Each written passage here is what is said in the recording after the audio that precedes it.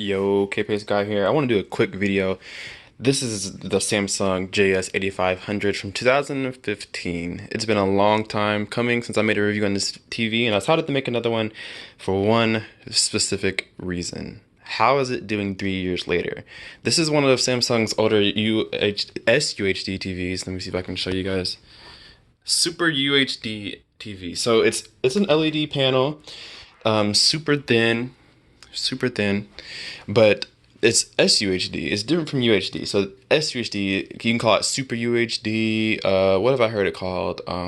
Just different things. S stands for Samsung UHD. They've heard different things about it, but really what SUHD means is there's a little bit better technology that gives you a little bit better color, a little bit better high dynamic range. Does not have Dolby Vision, but it does have HDR10. I'll go ahead and turn it on for you. I wanted to make a review because for those who have this TV, see SUHD right there. For those who have this TV, I'm going to say some stuff, and maybe people who see this can comment about this and tell me if they have the same problems or not. There's a lot of issues with this TV after 3 years. And like picture-wise, it's fine. Turning on is not always fine. Sometimes when I turn it on, it turns back off. It will stay on this, but if I like have, let's say I have an HDMI device plugged up, whatever, it might turn off. Sometimes it turns off. It hasn't done it in a while, but it has done it before. Going through the menus, the smart hubs here, I'm going to pull that up right there. This is a little bit laggy now, a little bit slow. Once it speeds up, it's good, but it's kind of like it's kind of slow, very laggy. I'm coming from LG's Web 3.5, OS 3.5, so I'm used to some fluidity, you know, things moving quickly, whatever. But with this is the remote that you have to use for it. Small little remote. If I can get it focused, there we are. Smaller remote. You put your finger here on the pointer, and then on the screen, you get the pointer. It's kind of like a smart wand or whatever, which moves faster this way. When you use this, it moves faster. But when you use the physical up, down, left, right, it moves so much slower, so much slower. Maybe a little bit of input lag from what you see how long it takes for it to recognize. If I put my pointer here, much faster, much faster. Although with this remote, it does lose its center. So right now, I'm kind of pointed to the left here a little bit, and then the dot's in the center. So after a while, you kind of lose, if you do too much of this, you'll lose your center point. But obviously, you can just let it go and get it back.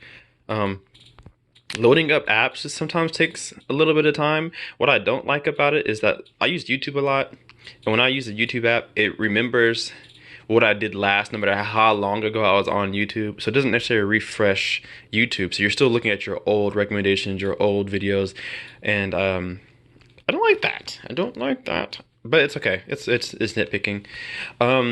Sometimes I have trouble getting sound to come through. So when I'm watching like YouTube or something on the app, or I plug in my Xbox in here, I have trouble getting sound to come sometimes. Even when I go to here, it'll say that I'm on TV speakers, but nothing really coming out. So sometimes I have to click on something and then come back to it, and I might get it. Also, volume is not very loud on the TV. Maybe I'm spoiled by the LG, but the louder you go up, the louder the clicks, and then vice versa. But usually after 28, 29, 30, you really don't get much volume increase after that. And I'm in a really small room. This is the second home theater room. I'm not going to show it yet because it's not complete yet. But it's not a big room, and I have trouble getting sound to really project through here. They do have different sound options.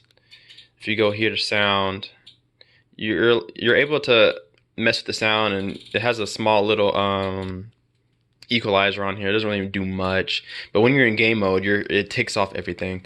I do like game mode though. Game mode's very, very good. Low latency on this TV, I love it. Same thing with LG. I will not get a TV that has latency issues because I do play a lot of Xbox. But this TV 3 years later is still pretty good. Would I buy it over 2016, 17, 18 models? I would not. I'm sure you can find this TV very, very cheap. If you can find it for under 500 or under 600, it's a steal. Because it does have HDR10. This is 4K. It's not just regular 4K, but it has a couple different things from Samsung that makes it just a little bit above UHD, but not OLED UHD. So light bleed is very, very bad in the TV. It's terrible. It's fine in the daytime, as you can see right now. it got a lot of reflections and stuff. But at nighttime, you can, if this little thing right here moving, you can see each corner of the TV illuminating because it's a edge lit panel. So it means that instead of the lights coming from the behind the panel, your lights come from the sides. So you have a lot of light bleed, especially on the sides. I still like this TV and I won't get rid of it for a while because I mean it's just acting as my second TV in the bedroom, so there's no need to get a new one. But it's not going to compete with anything now. It's just not going to compete. It has a very good picture though, I will say that. I did compare it to what was it? I think I might have compared it to my LG OLED, and the picture quality is very close. Blacks are not close. They're not close at all. But this is an older model versus 2017 LG. Blacks are not close, but picture quality, as far as like color and things popping out at you, it was very close. Very hard to see. Detail is much better on OLED than it is on here. Let's see if I can just fire something up for you. I don't have any HDMI inputs to use, but I'm not signing the Netflix here. Let's see.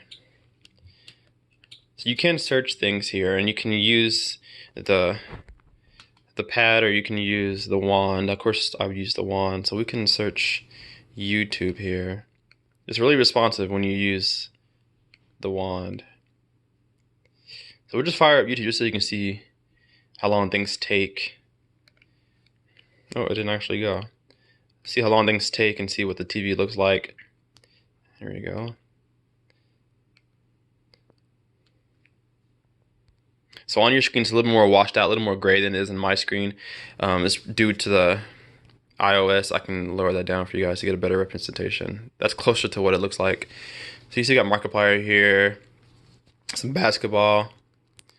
So it's fairly responsive. The one thing I don't like about the YouTube app itself, this is YouTube as an example. I haven't really gone through other apps, but for YouTube as an example, I don't really like. There's no feedback as far as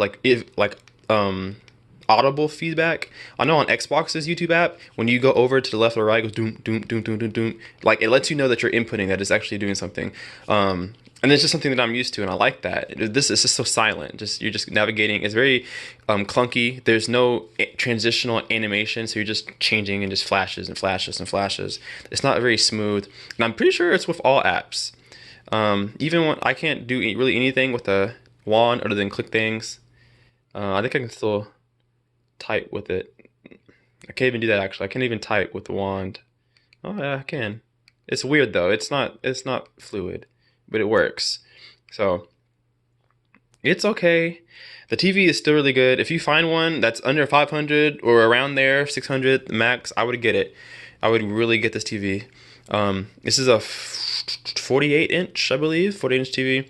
This was one of 2015's best TVs. I think it might have been the best TV 2015, but it's dropped off a lot. The technology has really changed in the last 3 years.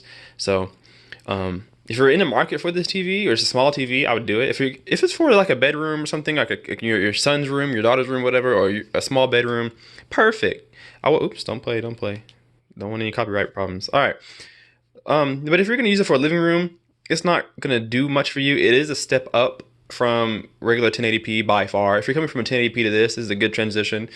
You're gonna find this pretty cheap. Even at new, it's gonna be cheap, but you can find these used all over the place. Eventually I'm gonna get rid of this, and of course it'll be a giveaway when I get rid of it, so stay tuned for that. But who knows when I'm gonna get another TV. I'm gonna probably get a new LG OLED TV or an OLED TV of any brand that looks really good, sounds really good. I'll get a new one for the living room, and then that TV will come in here, and of course I won't need this TV anymore, so that's when the giveaway will be given away. So you guys stay tuned for that, because you never know when I'm going to buy something. I always buy something, but right now I'm saving up for the monolith for monoprice 7x200 watt amplifier. That's the next thing coming to the channel.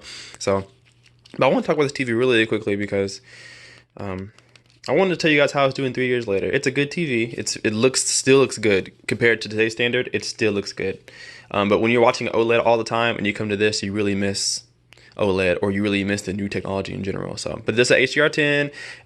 It has pretty good sound. It's just not loud. The blacks are terrible, unless you're watching it in the daytime. Then you really can't notice the light bleed and things like that. But it's LED from 2015, so you can't expect too much based on today's standards. But just want to let you guys know what's going on with the JS8500. Haven't talked about it yet. I'll go ahead and back up a little bit so you can kind of see the front stage. This is going to be the Fluence's house. This is my second home theater. I still have the PB1000 in the corner. I thought I was going to sell it. Nobody actually took it, so I'm going to keep it now. So it'll be in here. I'll probably just run 5.1 in here. I'll get a receiver. Not sure which one, but it'll be one of the lower models of whatever I choose. So I'm not going to show too much in here because I'm not finished with that. I want to get curtains in here, get things on the wall, etc. So I just want to give you guys a little overview of the TV one last time. Probably the last time you're going to see it on the channel unless I do some kind of LED versus OLED comparison. But at this point, we know which one's superior. But Samsung is making good TV, so I kind of want to get my hands on that one. But video, like, comment, and subscribe. I hope you're doing that on all the videos because I work hard for you guys and I want you to appreciate me. Please. Okay, so anyway, just give me a comment what you think about this TV, what you think about OLED versus LED, you know, what kind of TV do you guys have? Oh, by the way, I'm doing a giveaway for a subwoofer. Make sure you go back and check that video out. It's a 1,000 subscriber video, and then there's another video that explains how to win the subwoofer. It's the Kpaceguy PL200, 150 watts RMS, 1,000 watts peak, phenomenal 12-inch subwoofer, beautiful subwoofer. I'm almost sad that I'm giving it away, but I can't use it anymore. So make sure you guys watch that video so you guys can enter the win, and be sure to send me pictures of your setup, whether you have a 2-channel listening setup, a home theater setup, whatever it may be. Let me know what you guys have. Send me pictures and send me all the equipment models that you have so that I can make a video for you guys. I'm gonna put your pictures into a video and show everybody your system. So stay tuned, guys. Kpaceguy out.